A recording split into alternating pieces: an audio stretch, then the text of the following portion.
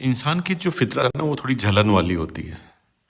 और वो जिन चीज़ों में खुद सक्सेस नहीं होता ना उसे लगता है कि दुनिया उसमें सक्सेस नहीं हो सकती। और वो इस चीज़ों को ज़िंदगी भर एक्सेप्ट नहीं करता कि कोई सक्सेस हुआ है। उसे लगता है कि मैं नहीं हुआ तो कोई भी सक्सेस नहीं हुआ। और वो पॉजिटिव बात सुनना ही नहीं चाहता। लेकिन जब इसी बीच में कोई नेगेटिव व्यक्ति ये आके बताता है कि आप एकदम सही कह रहे थे, कोई सक्सेस नहीं हो सकता, ये देखो सबूत, तो ये एक स्पेस हमारे अंदर पहले बनी रहती है और हम तुरंत नेगेटिव चीज़ों को वायरल कर देते हैं। रवि शर्मा जी के केस में आपको सब पता है। रवि शर्मा जी का जो केस है ना वो पूरी तरह से ईगो से भरे हुए लोगों के द्वारा अपने अधिकारों का गलत इस्तेमाल करके उन्होंने एक प्रोपेगेंडा फैलाया है।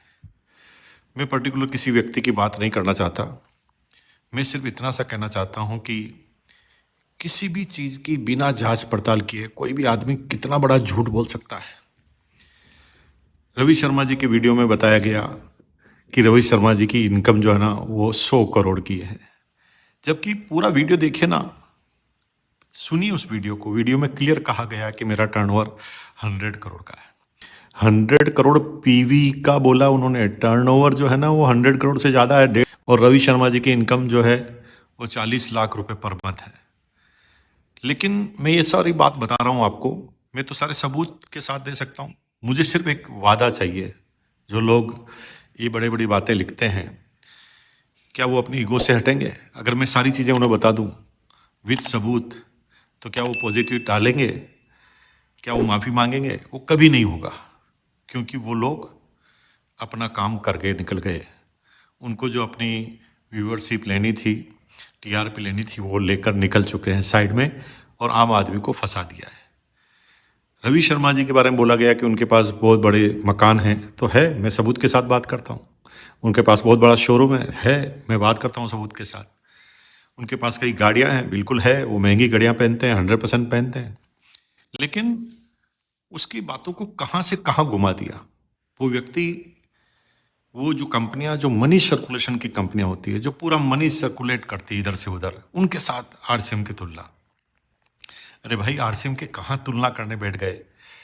देखिए, किसी चीज़ को जानना अलग चीज़ होती है और पहचानना अलग चीज़ होती है। जानते तो आप अमिताभ बच्चन को भी हैं, लेकिन उस अमिताभ बच्चन के मकान में कितने रूम हैं आपको पता है? इसका मतलब आप केवल ऊपरी जानकारी रखते हैं। आरसीएम वो डायरेक्ट सेलिंग कंपनी है जो स्वदेशी प्रोडक्ट पर काम करती है और स्वदेशी के साथ साथ एक आम आदमी अफोर्डेबल प्राइस में उस प्रोडक्ट को खरीदता है। क्या कभी आपने सुना है कि डायरेक्ट सेलिंग के इतिहास में 9-10 रुपए का नाने का साबुन आया है? पूरी पृथ्वी पर एक कंपनी होना तो मेरे से बात कीजिए आप, मैं सबूत के साथ बात करता हूँ।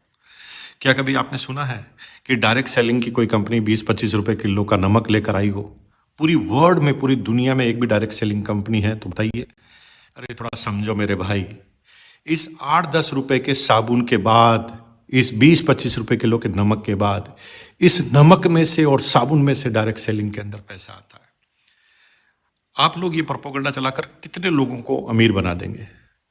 अरे भाई, डायरेक्ट सेलिंग एक ऐसा माध्यम है जिसमें आम आदमी का जीवन बन सकता है। और क्योंकि आप बाहरी चीज़ों से, जो लोग फेलियर हैं उनसे अब बात करते हैं, आइए ना सक्सेसफुल लोगों से बात करते हैं। एक व्यक्ति कहता है कितने सक्सेस होते हैं डायरेक्ट सेलिंग में, तो मैं आपको कहता हूँ कितने सक्सेस होते हैं किसी चीज़ में। पत्रकारिता इतने सारे लोग करते हैं, कितने पत्रकार सक्सेस हैं? इतने सारे लोग एग्जाम देते हैं, कितने लोग एग्जाम में टॉप पर आते हैं? इतनी सारी ग्रोसरी शॉप है, क्या सब लोग हिट है? इतने सारे दूसरे मार्केट है, क्या सभी लोग हिट होते हैं? हर चीज़ में एक एवरेज चलता है। उसी तरह डायरेक्ट सेलिंग में भी कई लोग आते हैं और कई लोग सीरियसली इस काम को करते हैं। जब करियर बना के इस काम को करते हैं तो डायरेक्ट सेलिंग में वो बहुत बड़ा अपना भविष्य बना चुके होते हैं। कभी सुना है कि आप जिस कर्मचारी हैं जहाँ आप काम करते हैं, आप रिटायर्ड होने के बाद क्या होगा आपका? डायरेक्ट सेलिंग में आप रिटायर्ड नहीं होते, आप जीवन में और कई जगह नहीं हो सकता।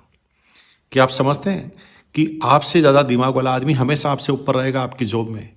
लेकिन डायरेक्ट सेलिंग ऐसा काम है जिसके अंदर आप चालू करते हैं ना, तो आपसे ज़्यादा दिमाग वाले आदमी आपके डाउनलाइन में आ सकते हैं। डायरेक्ट सेलिंग वो एक सी संरचना है पृथ्वी की जो सबसे पवित्र है।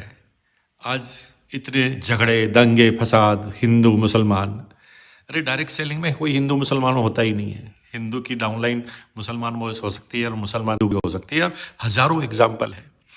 अगर आज की तारीख में हिंदुस्तान की किसी भी समस्या का इलाज है ना, डायरेक्ट सेलिंग है। अगर रोजगार की बात करते हैं तो रोजगार कहाँ है, किस सरकार के पास रोजगार है? डायरेक्ट सेलिंग ऐसा माध्यम है जिसमें काम आदमी रोजगार ले सकता है बिना किसी इन्वेस्टमेंट के। लेकिन लोगों को पता नहीं है, वो सिंपल सी तुलना कर लेते हैं उन मनी सर्कुलेशन वाली कंपनियों में जो लोग उससे पैसा लेते हैं और पैसा लेकर उसे डबल करने का वादा करते हैं। आरसीएम में एक भी व्यक्ति से कोई 1 रुपया कभी लिया गया तो बताओ? आरसीएम में हर व्यक्ति अपने सामान का पेमेंट देता है। और जो मैंने बताया नमक और साबुन के एग्जाम्पल में, डायरेक्ट सेलिंग की ऐसी कोई कंपनी नहीं है जो आरसीएम के मुताबिक आरसीएम जैसे प्रोडक्ट अवेलेबल करा पाए। मैं यहाँ पर आरसीएम की तारीफ नहीं कर रहा हूँ। डायरेक्ट सेलिंग, बहुत सारी कंपनियां भी डायरेक्ट सेलिंग की है, लेकिन वो भी अच्छा अपना काम कर रही है। अपने अपने तरह के कस्टमर हैं, और मैं सैकड़ों कंपनियों के लीडरों से मिला हूं जिन्होंने डायरेक्ट सेलिंग में काम कर कर अपने अच्छे मुकाम को हासिल किया है, अच्छे टॉप के मुकाम को हासिल किया है, जीवन को अद्भुत तरह से संचित किया है और एग्जाम्पल लिया जाता है। तो भाइयों, मुझे पता है कि न तो आप माफ़ी मांगने वाले हैं, नहीं आप कोई स्पष्टीकरण देने वाले हैं, नहीं आप ये बताने वाले हैं कि हमने जो बोला है गलत है, क्योंकि आपको इसका पैसा नहीं मिलता। आप वही काम करेंगे जिसका पैसा आपको मिलता है। अरे भाई, आज कितने कितने बड़े बड़े अधिकारी हैं, इतने बड़े अधिकारी हैं, जब वो बड़ी पोस्ट पर काम करते हैं, बड़े लेवल पर काम करते हैं, तो उन्हें थोड़ी गलतफहमी हो जाती है कि लोग जो है ना मेरी तारीफ कर रहे हैं, मेरे हाँ में हाँ मिला रहे हैं। ऐसा नहीं होता है। रिटायरमेंट होने के बाद वही अधिकारी ना चिड़चिड़ा जाते हैं, क्योंकि वो भूल जाते हैं कि ये सम्मान आपके पद का है, ये सम्मान आपका नहीं है। और मैं आपसे सिर्फ ये कहना चाहूँगा कि रवि शर्मा जी के बारे में जो भी बातें बताई गई है वो पूरी तरह से फ्रॉड है, पूरी तरह से गलत है। मैं खंडित करता हूँ। अगर आप मुझे लिखित में देते हैं कि हम माफ़ी मांगेंगे, तो मैं एक एक चीज़ का सबूत देता हूँ। आइए मेरे पास, with paper, with return, GST का पोर्टल का, बैंक अकाउंट स्टेटमेंट, हर चीज़ देता हूँ मैं आपको। लेकिन आप ऐसा करेंगे नहीं, क्योंकि आपको इसका पैसा मिलेगा नहीं। आपको ये वीडियो पसंद आई है तो लाइक कीजिए और चैनल को सब्सक्राइब करना बिल्कुल भी मत भूलिए, क्योंकि हमारे YouTube चैनल पर 3K सब्सक्राइबर्स बहुत ही जल्दी होने वाले हैं। और जल्द मिलते हैं नेक्स्ट वीडियो के साथ। नमस्कार, जय आरसीएम साथियों।